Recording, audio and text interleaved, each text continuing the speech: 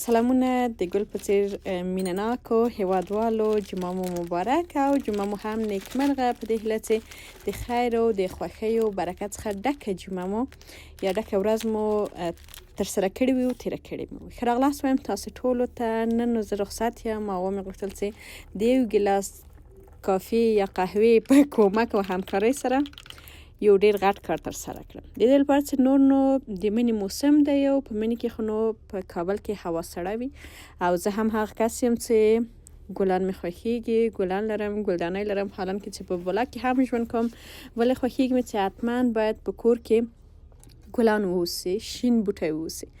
په اول مې سالون کې هغه ځایونه چې باید هلته ګلان کېښودل سي پاککاري مې وکړله او په کوم کور کې چې نجلۍ وي، یعنې ماشوم نجلۍ وي، هغه کور نو له ښکلاو څخه ډک وي. لکه دغه څه چې تاسو ته ما وغوښتل په ویډیو کې در ښکاره کړم چې د هوراجانې ښایسته ښایسته قیتکونه او د هر څه هرې خواته پراته دي. دا مې هم راټول کړل او راغلو بالکن ته. دا نو زما ګلان دي چې یو څه موده کېږي اوبه مې هم نه وي وراچولې، د دې لپاره چې دننه یې وړم نو یو څه پاککاري ته هم اړتیا لري. اضافي زیړې شوې پاڼې یا خرابې شوې پاڼې به یې هم لرې کوو.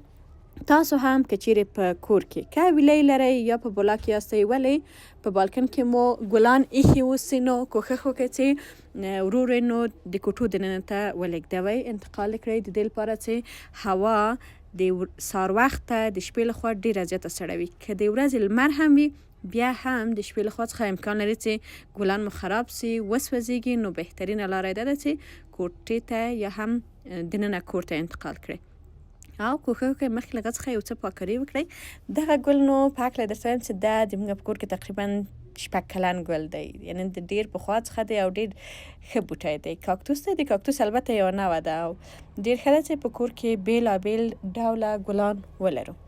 دا هم رشقه پیچن ورته وایي چې زما ډېر زیات خوښیږي او دا مې هم له میدان وردګو څخه یو 2 بوټي راوړي ول، بالاخره اوس دومره رسېدلي دي. بالاخره دا ټول شیانم دننه ګلان مې انتقال کړل، ومې مینځل، ګلدانۍ مې پاکې کړلې، سوتره سولې، ځکه کار باید یو ځل وسي. سره له دې چې لږ څه ډېره یې ستړې کړلم، ولې بیا هم د دې لپاره یو څه چې پلان نیسو باید پکې بریالي اوسو. زما د نن ورځې پلان د نورو کارونو ترڅنګ دا چې حتما باید ټول ګلان پاک منظم دننه کوټو سالون ته انتقال کړم او دا هم هغه ځایونو کې چې ما ګلان کېښودل. البته دغه خپله ګلدانۍ چې وه دا مې هم رنګ کړله د دې لپاره چې یو څه توپیر وکړي او یو څه پاکه سي. د باندې طبعا مر پرې لګېدلی وه، یو څه زنګ شوی وه او رنګ مې هم وغوښتل چې بدله کړم نو توره سپرې مې پرې ووهله. بالاخره تاسو هم نظر راکړئ چې ګلان